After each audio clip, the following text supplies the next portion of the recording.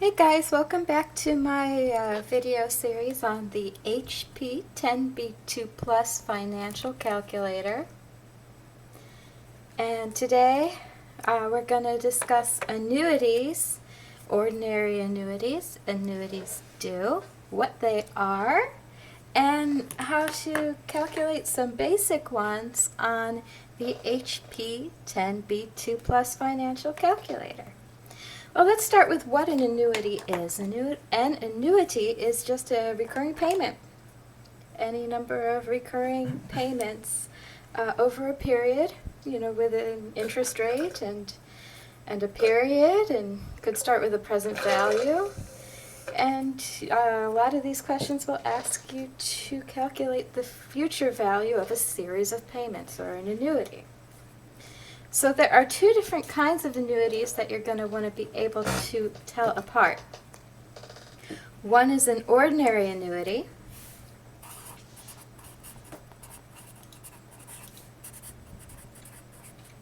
and the other one is an annuity due.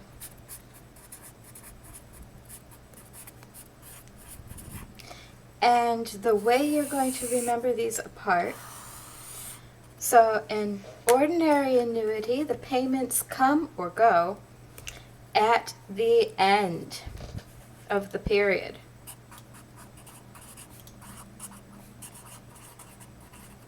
And the annuity due is at the beginning of the period. And you might ask, why do I need to be able to tell those apart? Does it matter when during the period I make my payment or when I get my payment?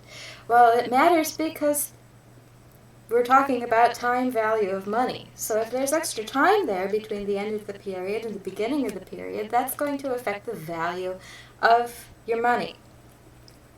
So ordinary annuities, some examples of ordinary annuities are most debt payments. You pay at the end of the period. So your credit card payment, you pay at the end of that month.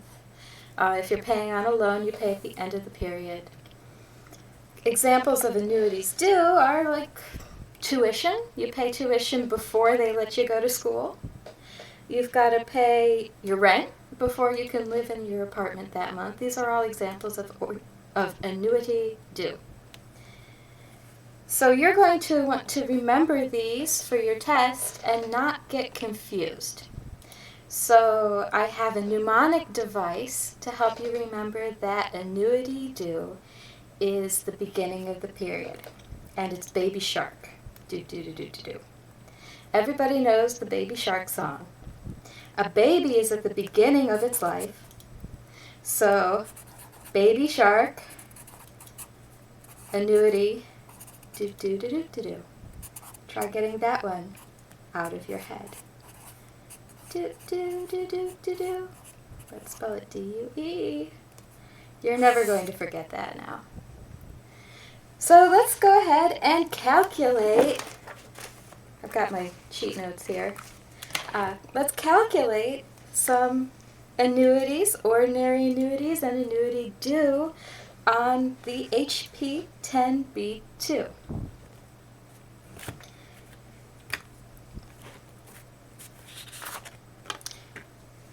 We have a sample question about an annuity.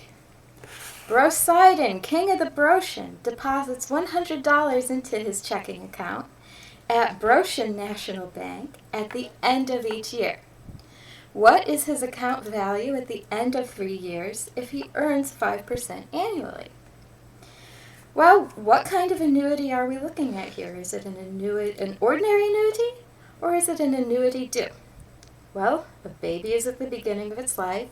Baby shark, do do do do do do. This is the end of the year, each year, end of the period. So this is not an annuity due. This is an ordinary annuity. OA. End of the period. Now, an annuity you can calculate with the 10B2 just the same way we were calculating, future values before in the other video. So there is a key. You hit that orange shift button, and this key right here where it says MAR, but underneath it in orange it says beg/end. You use this to toggle between beginning and end mode. Now obviously beginning mode is annuity due and end mode is ordinary annuity. When you hit the orange shift key and press it, you'll notice in tiny little letters underneath the number it'll say beg. That's how you know you're in beginning mode or annuity due mode. Now we don't want to be in beginning mode. We want to be in end mode for this question. So let's press orange shift key again. And then press that beg/end in orange there. And you'll see that little couple letters BEG, it went away. So now we know we are in ordinary annuity or end of the period mode. Like usual, before we start solving these problems, let's make a little chart. We want to know what N is. We want to know what I is. PV, PMT, and FV.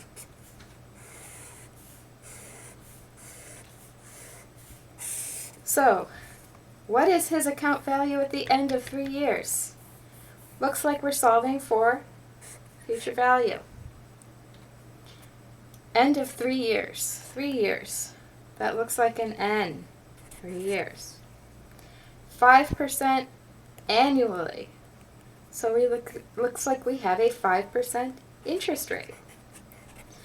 Present value. Looks like we're starting with nothing and then depositing steady payments of $100 into the checking account at the end of each year. So if we make a little timeline, here's today, year 1, year 2, year 3. We've got nothing, and then he'll do 100 here, 100 there, and 100 there. And then we want to know what the total is over here. But today there's nothing in there, so present value is going to be 0. The payment is $100. $100 per period.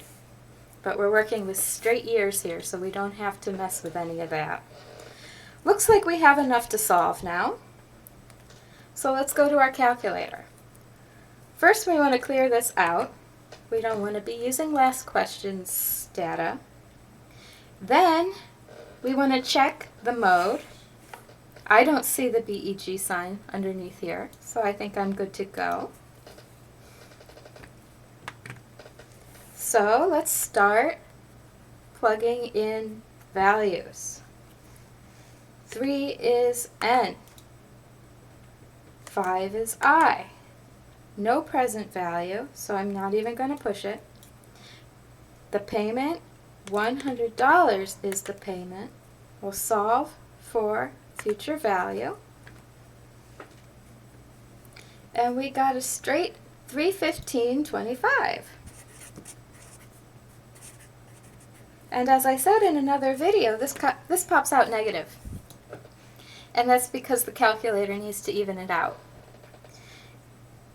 A lot of people will put in the payment value or the present value.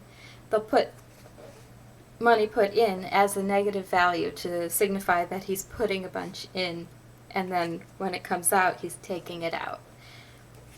So that's why it needs to balance out, and that's why the calculator gives you a negative number.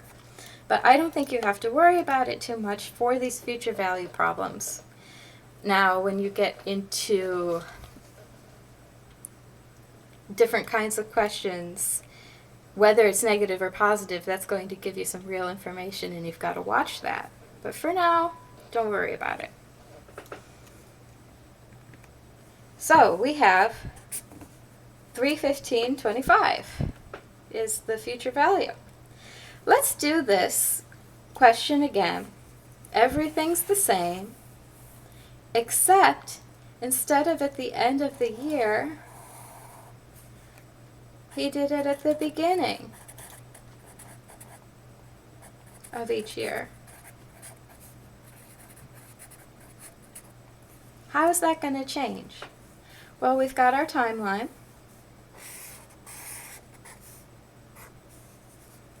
So, year 0, he pops in $100.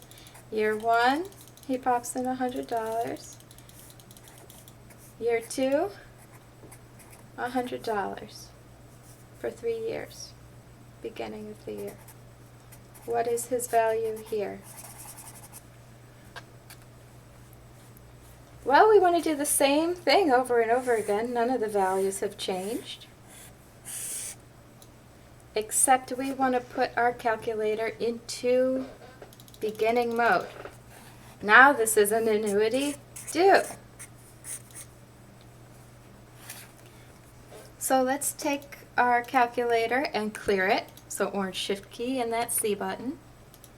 It pops up 1 payment a year. It's zeroed out. We're ready to go. Now let's put it into beginning mode.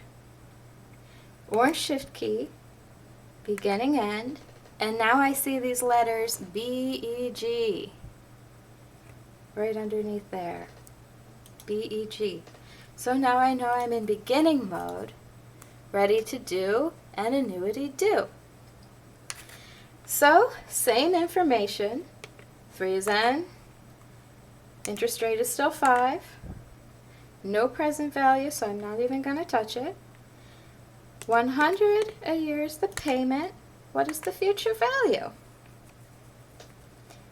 $331 and a penny. So as you can see, just by making these payments in the beginning of the period rather than at the end of the period. Remember, same payments, same amount of payments, same space between payments, except these are kind of pushed up to the beginning of the period rather than pushed back to the end. And he made, I don't know, about $1,575, $1,574 more dollars. So not bad. So there you have it, annuity versus annuity due. The way you remember annuity due is by baby shark. Babies are at the beginning of their life. Baby shark, do, do, do, do, do, do. That's all for now. Enjoy your annuities and your calculator. I'll see you next time.